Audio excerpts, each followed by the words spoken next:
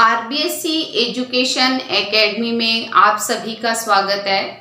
कल हम कक्षा 12 अनिवार्य हिंदी की जो प्रथम पुस्तक है आरोह, उसके द्वितीय गद्य खंड में भक्तिन नामक पाठ जो महादेवी वर्मा द्वारा लिखित है पढ़ रहे थे। मैंने आपको कहा था कि हम इसे पार्ट 1 और 2 के रूप में पढ़ेंगे। एक हम कल पढ़ चुके हैं, आप सभी को समझ में आ गया होगा, और आज हम पढ़ेंगे पार्ट 2। तो देखिए, प्रारंभ करते हैं। एक दिन माँ की अनुपस्थिति में वर महाशय ने बेटी की कोठरी में घुसकर भीतर से द्वार बंद कर लिया और उसके समर्थक गांव वालों को बुलाने लगे। युवती ने जब इस डकैत वर की मरम्मत कर कुंडी खोली, तब पंच बेचारे समस्या में पड़ गए। तीतरबाज युवक कहता था, वह निमंत्रण पाकर भीतर गया और युवती उसके मुख पर अपनी 5 अंगुलियों के उभार में इस निमंत्रण के अक्षर पढ़ने का अनुरोध करती थी। अंत में दूध का दूध और पानी का पानी करने के लिए पंचायत बैठी और सबने सिर हिला हिलाकर इस समस्या का मूल कारण कलयुग को स्वीकार किया। अपीलहीन फैसला हुआ कि चाहे उन दोनों में एक सच्चा हो, चाहे दोनों झूठे। पर जब वे कोठरी से निकले, तब उनका पति पत्नी के रूप में रहना ही कलयुग के दोष का परिमार्जन कर सकता है। अपमानित बालिका ने ओठ काटकर लहू निकाल लिया और मां ने आग्नेय नेत्रों से गले पड़े दामाद को देखा।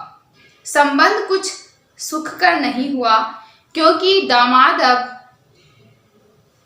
जो था निश्चिंत होकर तीतर लड़ाता था और बेटी विवश क्रोध से जलती रहती थी। इतने यत्न से संभाले हुए गाय ढोर खेती बाड़ी जब पारिवारिक द्वेष में ऐसे झुलस गए कि लगान अदा करना भी भारी हो गया। सुख से रहने की कौन कहे।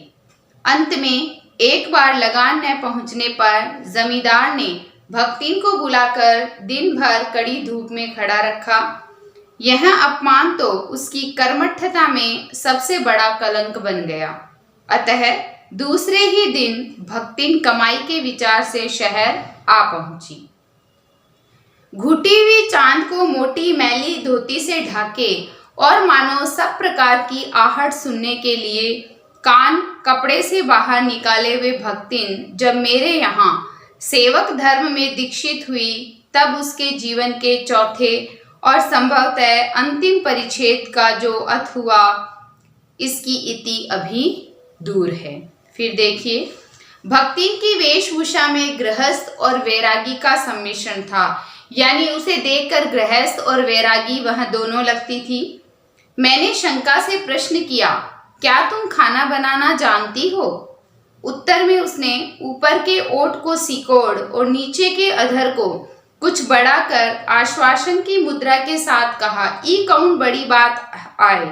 रोटी बनाए जानित है, दाल रांध लेत है, साग भाजी छौंक सकित है, और बाकी का रहा। यानी भक्ति ने उसको बोला कि इसमें कौन सी बड़ी बात है, रोटी बनाना मुझे आता है, दाल बनाना भी मुझे आता है, साग सब्जी भी बना लेती हूँ, और बाकी क्या बचा, ये सब कुछ मुझे आता है।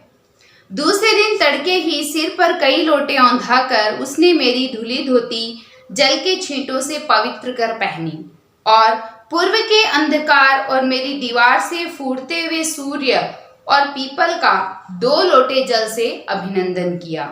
2 मिनट तक नाक दबाकर जप करने के उपरांत जब वह कोयले की मोटी रेखा से अपने साम्राज्य की सीमा निश्चित कर चौके में प्रतिष्ठित हुई, तब मैंने समझ लिया कि इस सेवक का साथ टेढ़ी खीर है, यानी इसके साथ रहना थोड़ी टेढ़ी खीर है।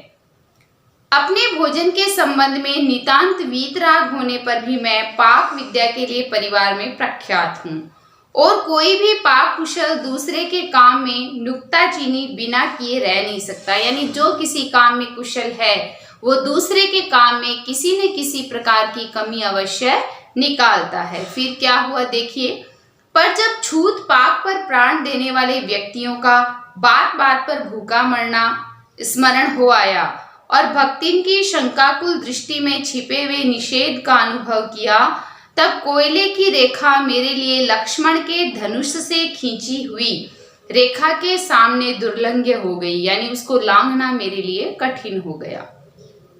निरुपाय अपने कमरे में बिछोने में पड़कर नाक के ऊपर खुली हुई पुस्तक स्थापित कर मैं चौके में पीढ़े पर आसीन अनधिकारी को भूलने का प्रयास करने लगी। फिर देखिए, भोजन के समय जब मैंने अपनी निश्चित सीमा के भीतर निर्दिष्ट स्थान ग्रहण कर लिया, तब भक्ति ने प्रसन्नता से लबालब दृष्टि और आत्मतुष्टि से आप्लावित मुस्कुराहट के साथ मेरी फूल की थाली में 1 अंगुल मोटी और गहरी काली चित्तीदार 4 रोटियां रखकर उसे टेढ़ी कर गाढ़ी दाल परोस दी।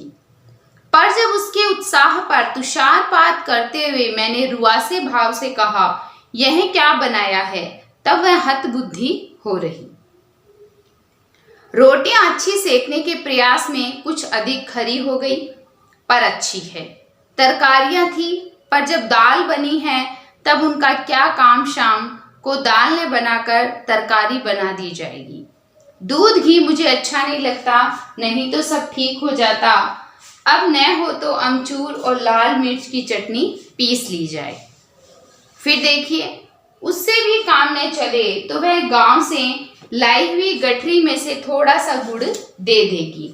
और शहर के लोग क्या कलाबत्तू खाते हैं, फिर वह कुछ अनाड़िन या फुअड़ नहीं।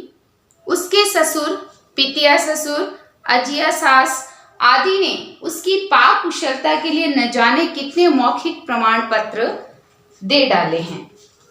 फिर देखिए, भक्तिन के इस सार गर्भित लेक्चर का प्रभाव यह हुआ कि मैं मीठे से विरक्ति के कारण, बिना गुड़ के और घी से अरुचि के कारण रूखी दाल से एक मोटी रोटी खाकर बहुत ठाठ से यूनिवर्सिटी पहुंची और न्याय सूत्र पढ़ते पढ़ते शहर और देहात के जीवन के इस अंतर पर विचार करती रही कि गांव और शहर के बीच में कितना अंतर है, खान पान में भी, सोच समझ में भी। फिर देखिए, अलग भोजन की व्यवस्था करनी पड़ी थी अपने गिरते हुए स्वास्थ्य और परिवार वालों की चिंता निवारण के लिए। पर जब प्रबंध ऐसा हो गया कि उपचार का प्रश्न ही खो गया। इस देहाती वृद्धा ने जीवन की सरलता के प्रति मुझे इतना जागृत कर दिया था कि मैं अपनी असुविधाएं छिपाने लगी। सुविधाओं की चिंता करना तो दूर की बात है। इसके अतिरिक्त भक्तिन का स्वभाव ही ऐसा बन चुका है कि वह दूसरों को अपने मन के अनुसार बना लेती है, पर अपने संबंध में किसी प्रकार के परिवर्तन की कल्पना तक उसके लिए संभव नहीं। यानी वह दूसरे को तो बदल देती है, लेकिन खुद के लिए बदलना हम उसकी कल्पना भी नहीं कर सकते। इसी से आज मैं अधिक देहाती हूँ, पर उसे शहर की हवा नहीं लग पाई। मकई का रात को बना दलिया सवेरे मट्ठे से सौंधा लगता है। बाजरे के तिल लगाकर बनाए हुए पुए गरम कम अच्छे लगते हैं। ज्वार के भुने हुए भुट्टे के हरे दानों की खिचड़ी स्वादिष्ट होती है। सफेद महुए की लपसी संसार भर के हलवे को लजा सकती है आदि वह मुझे क्रियात्मक रूप से सिखाती रहती है। पर यहाँ का रसगुल्ला तक भक्तिन के पोपले मुंह में प्रवेश करने का सौभाग्य नहीं प्राप्त कर सका। मेरे रात दिन नाराज होने पर भी उसने साफ धोती पहनना नहीं सीखा, पर मेरे स्वयं धोकर फैलाए हुए कपड़ों को भी वह तह करने के बहाने सिलवटों से भर देती है। मुझे उसने अपनी भाषा की अनेक दंत कथाएं कंठस्थ करा दी है, पर पुकारने पर वह आय के स्थान में जी कहने का शिष्टाचार भी नहीं सीख सकती। यानी उसने तो मुझे काफी कुछ याद करवा दिया, पर मैं उसे कुछ भी याद नहीं करवा पाई। फिर देखिए, भक्तिन अच्छी है यह कहना कठिन होगा, क्योंकि उसमें दुर्गुणों का अभाव नहीं। वह सत्यवादी हरिश्चंद्र नहीं बन सकती, पर नरोवा कुंजरोवा कहने में भी विश्वास नहीं करती। मेरे इधर उधर पड़े पैसे रुपए भंडार घर की किसी मटकी में कैसे अंतर्रहित हो जाते हैं, यह रहस्य भी भक्तिन जानती है, पर उस संबंध में किसी के संकेत करने की वह उसे शास्त्रार्थ के लिए चुनौती दे डालती है, जिसको स्वीकार कर लेना किसी तर्क शिरोमणि के लिए संभव नहीं। यह उसका अपना घर ठहरा, पैसा रुपया जो इधर उधर पड़ा देख संभाल कर रख लिया। यह क्या चोरी है? उसके जीवन का परम कर्तव्य मुझे प्रसन्न रखता है। जिस बात से मुझे क्रोध आ सकता है उसे बदलकर इधर उधर करके बताना क्या झूठ है? इतनी चोरी और इतना झूठ तो धर्मराज महाराज में भी होगा, नहीं तो वे भगवान जी को कैसे प्रसन्न रख सकते और संसार को कैसे चला सकते। शास्त्र का प्रश्न भी भक्तिन अपनी सुविधा के अनुसार सुलझा लेती है। मुझे स्त्रियों का सिर घुटाना अच्छा नहीं लगता, अतः मैंने भक्तिन को रोका। उसने अकुंठित भाव से उत्तर दिया कि शास्त्र में लिखा है। कुतूहलवश मैं पूछ ही बैठी, क्या लिखा है? तुरंत उत्तर मिला, तीर्थ गए मुंडाए सिद्ध। कौन से शास्त्र का यह रहस्यमयी सूत्र है, यह जान लेना मेरे लिए संभव नहीं था। अतः मैं हार कर मौन हो रही और भक्तिन का चूड़ा कर्म हर बृहस्पतिवार को एक दरिद्र नापित के गंगाजल से धुले उस्त्रे द्वारा यथाविधि संपन्न होता रहा, निष्पन्न होता रहा। पर वह मूर्ख है या विद्या बुद्धि का महत्व नहीं जानती, यह कहना असत्य कहना है। अपने विद्या के अभाव को वह मेरी पढ़ाई लिखाई पर अभिमान करके भर लेती है। एक बार जब मैंने सब काम करने वाले से अंगूठे के निशान के स्थान में हस्ताक्षर लेने का नियम बनाया, तब भक्तिन बड़े कष्ट में पड़ गई, क्योंकि एक तो उससे पढ़ने की मुसीबत नहीं उठाई जा सकती थी, दूसरे सब गाड़ीवान दाइयों के साथ बैठकर पढ़ना उसकी वयोवृद्धता का अपमान था। अतः उसने कहना आरंभ किया, हमारे मलकिन तो रात दिन कितबियन माँ पड़ी रहती है, अब हमऊ पढ़े लागब तो घर गिरिस्ती कौन देखी सुनी। यानी भक्तिन ने कहा कि मेरी जो मालकिन है वो तो दिन रात किताबें देखती रहती है, यदि मैं भी पढ़ने लिखने लग गई तो घर का काम कौन करेगा। पढ़ाने वाले और पढ़ने वाले दोनों पर इस तर्क का ऐसा प्रभाव पड़ा कि भक्तिन इंस्पेक्टर के समान क्लास में घूम घूम कर किसी आ ई की बनावट, किसी के हाथ की संथरता मंदरता यानी जो धीरे लिखता हो, किसी की बुद्धि की मंदता पर टिक्का टिप्पणी करने का अधिकार पा गई। उसे तो अंगूठा निशानी देकर वेतन लेना नहीं होता, इसी से बिना पढ़े ही वह पढ़ने वालों की गुरु बन बैठी। वह अपने तर्क ही नहीं तर्कहीनता के लिए भी प्रमाण खोज लेने में पटु है, यानी चतुर थी। अपने आप को महत्व देने के लिए ही वह अपनी मालकिन को असाधारणता देना चाहती है, पर इसके लिए भी प्रमाण की खोज ढूंढ आवश्यक हो उठती है। जब एक बार मैं उत्तर पुस्तकों और चित्रों को लेकर व्यस्त थी, तब भक्तिन सबसे कहती घूमी, ऊ बिचरियू तो रात दिन काम में झुकी रहती है और तुम पचे घूमती फिरती हो, चलो तनिक हाथ बंटाई लेऊ कि वो तो बेचारी काम में फंसती रहती है और तुम घूमती रहती हो, क्यों ना मैं उसका हाथ बंटा दूं। सब जानते थे कि ऐसे कामों में हाथ नहीं बंटाया जा सकता, अतः उन्होंने अपनी असमर्थता प्रकट कर भक्तिन से पिंड छुड़ाया। बस इसी प्रमाण के आधार पर उसकी सब अतिशक्तियां अमर बेल सी फैलने लगी। उसकी मालकिन जैसा काम कोई जानता ही नहीं, इसी से तो बुलाने पर भी कोई हाथ बंटाने की हिम्मत नहीं करता। पर वह स्वयं कोई सहायता नहीं दे सकती, इसे मानना अपनी हीनता स्वीकार करना है। इसी से वह द्वार पर बैठकर बार बार कुछ काम बताने का आग्रह करती है। कभी उत्तर पुस्तकों को बांधकर, कभी अधूरे चित्र को कोने में रखकर, कभी रंग की प्याली धोकर और कभी चटाई को आंचल से झाड़कर वह जैसी सहायता पहुंचाती है, उससे भक्तिन का अन्य व्यक्तियों से अधिक बुद्धिमान होना प्रमाणित हो जाता है। वह जानती है कि जब दूसरे मेरा हाथ बंटाने की कल्पना तक नहीं कर सकते, तब वह सहायता की इच्छा को क्रियात्मक रूप देती है। इसी से मेरी किसी पुस्तक के प्रकाशित होने पर उसके मुख पर प्रसन्नता की आभा यानी चमक वैसे ही उद्भासित हो उठती है जैसे स्विच दबाने से बल्ब में छिपा आलोक।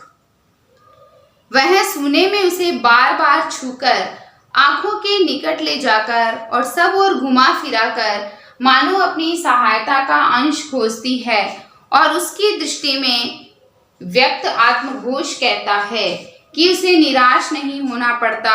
यह स्वाभाविक भी है। किसी चित्र को पूरा करने में व्यस्त मैं जब बार बार कहने पर भी भोजन के लिए नहीं उठती, तब वह कभी दही का शरबत, कभी तुलसी की चाय वहीं देकर भूख का कष्ट नहीं सहने देती।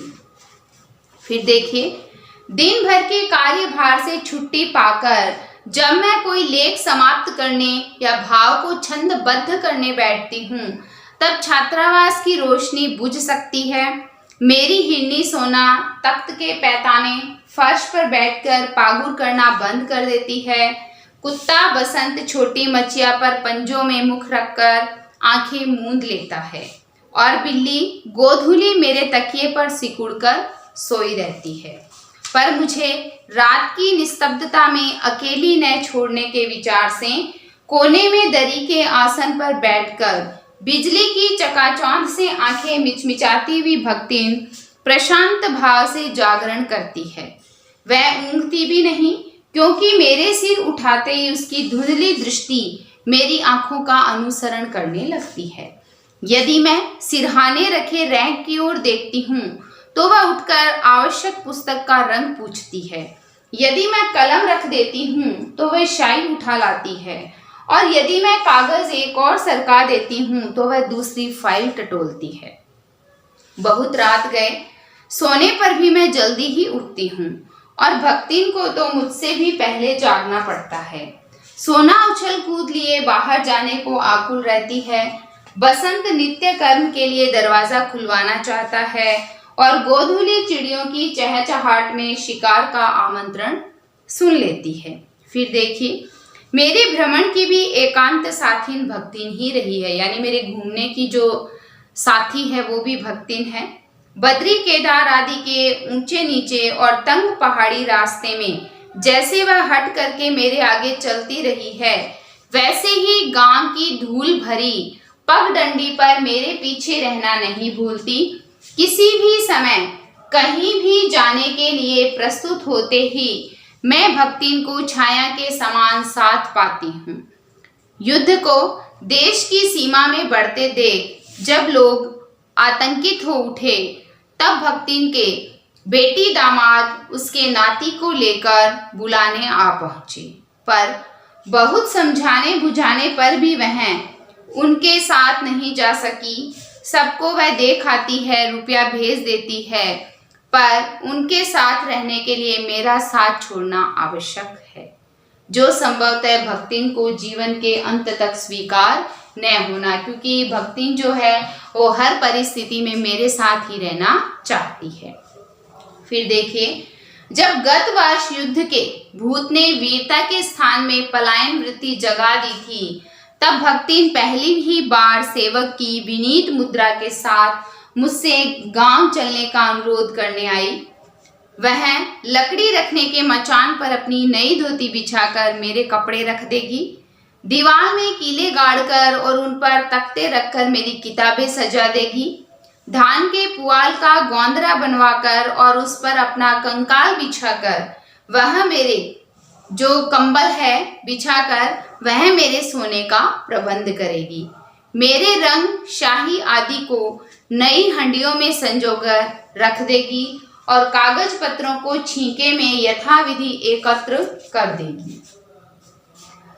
मेरे पास वहां जाकर रहने के लिए रुपया नहीं है, यह मैंने भक्तिन के प्रस्ताव को अवकाश न देने के लिए कहा था, पर उसके परिणाम ने मुझे विस्मित कर दिया, मतलब मुझे आश्चर्य में डाल दिया।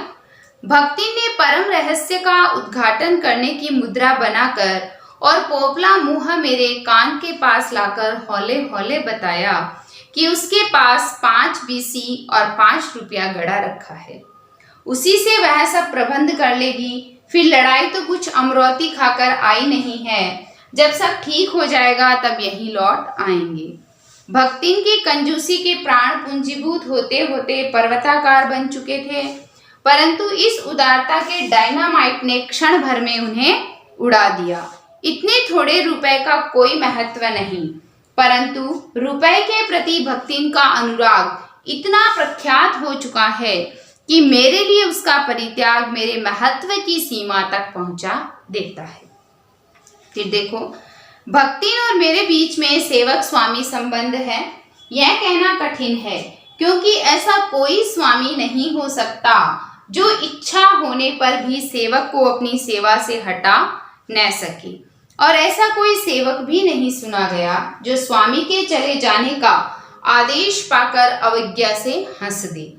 भक्तिन को नौकर कहना उतना ही असंगत है जितना अपने घर में बारी बारी से आने जाने वाले अंधेरे उजाले और आंगन में फूलने वाले गुलाब और आम को सेवक मानना।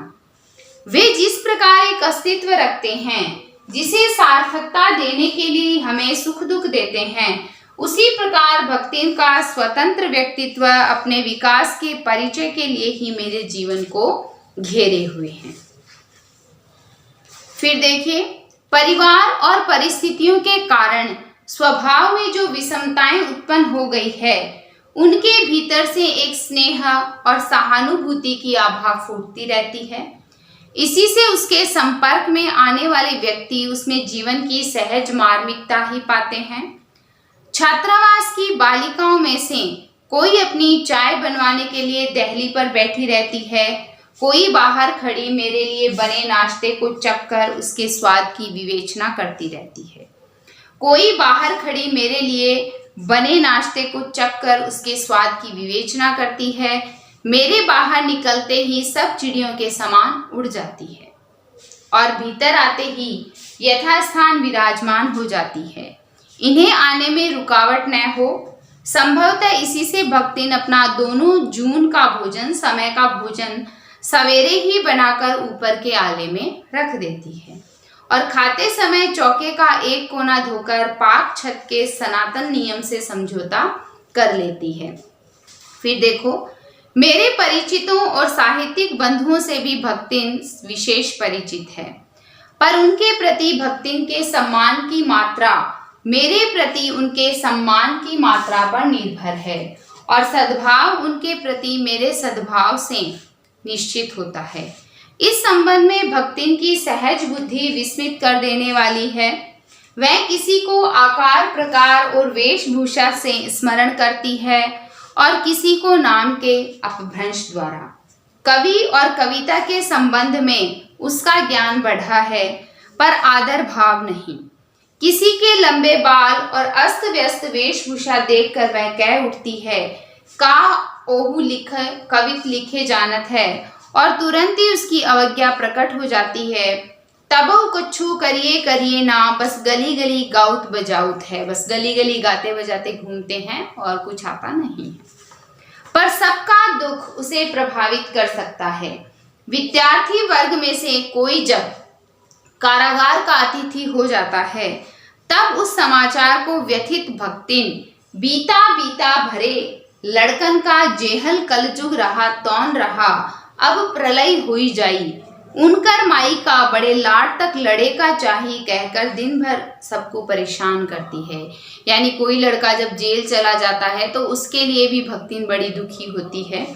बापू से लेकर साधारण व्यक्ति तक सबके प्रति भक्तिन की सहानुभूति एक रस मिलती है। यानी भक्तिन के मन में जो औरों के प्रति सहानुभूति है वो एक ही लय में होती है। भक्तिन के संस्कार ऐसे हैं कि वह कारागार से वैसे ही डरती है जैसे यमलोक से।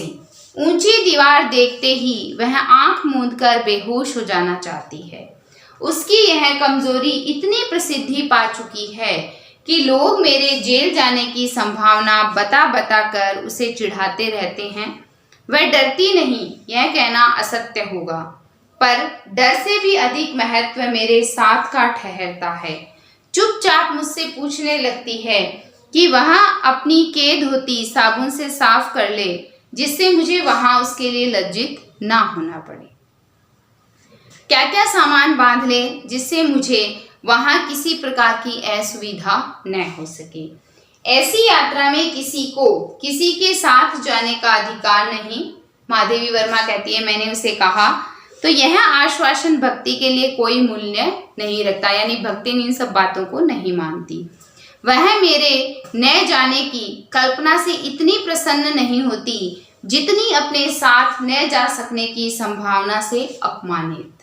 भला ऐसा अंधेर हो सकता है जहां मालिक वहां नौकर, मालिक को ले जाकर बंद कर देने में इतना अन्याय नहीं, पर नौकर को अकेले मुक्त छोड़ देने में पहाड़ के बराबर अन्याय है।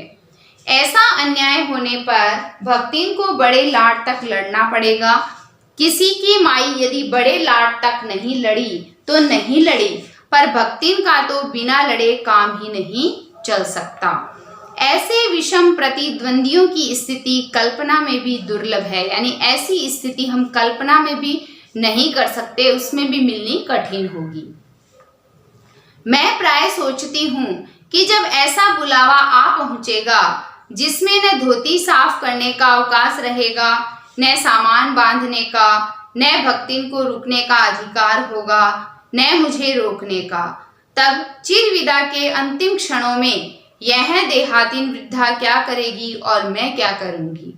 भक्तिन की कहानी अधूरी है, पर उसे खोकर मैं इसे पूरी नहीं करना चाहती। यानी महादेवी वर्मा कहती है कि भक्तिन की कहानी जो है वो अधूरी है और मैं उसे पूरा भी नहीं करना चाहती। तो ये पाठ देखो संस्मरण और रेखा चित्र दोनों पे ही आधारित है, मिश्रित रूप है। एक बार फिर हम इसका पाठ सार पढ़ लेते हैं। तो देखो पाठ सार के अंतर्गत पहले तो ये बताया गया है कि भक्तिन जो है वो महादेवी वर्मा द्वारा रचित संस्मरण और रेखा चित्र का मिश्रित रूप है। उसके बाद में देखो फर्स्ट नंबर पे मैंने लिखा है नाम रूप, यानी भक्तिन के बारे में बताया है। विगत जीवन यानी उसका जीवन जो कैसे बीता उसके बारे में। फिर कन्याओं को जन्म देने की जो सजा उसने भुगती है। फिर पति वियोग, उसके बाद में दुर्भाग्य की चोट। फिर सेविका के रूप में जब भक्तिन महादेवी वर्मा के पास आती है। उसके बाद में है भक्तिन न बदली। फिर है दिनचर्या उसकी कैसी थी, सदा स्वामिनी के साथ यानी सदा अपने मालकिन के साथ रहना चाहती थी। सेविका नहीं सहेली, यानी हम उसे सेविका नहीं कह सकते, एक तरीके से वो मेरी मित्र थी। तो आज हमने जो भक्तिन का पार्ट 1 और पार्ट 2 है वो पूरा कर लिया है। कहने का अभिप्राय ये है कि 11वां जो पार्ट है भक्तिन वो हमारा पूरा हो चुका है। एक बार जब मैं पढ़ाऊं तब आप पढ़ें, 2 बार अपनी बुक से पढ़ें, ताकि जो भी प्रश्न इसके बनते हैं आप स्वयं बना सकते हैं और उसका उत्तर भी दे सकते हैं, आपको रटना नहीं पड़ेगा। कल हम अपने नए वीडियो के साथ आपके समक्ष फिर उपस्थित होंगे। आप सभी मेरे चैनल को लाइक, शेयर, सब्सक्राइब करें, बेल आइकन दबाना ना भूलें। धन्यवाद।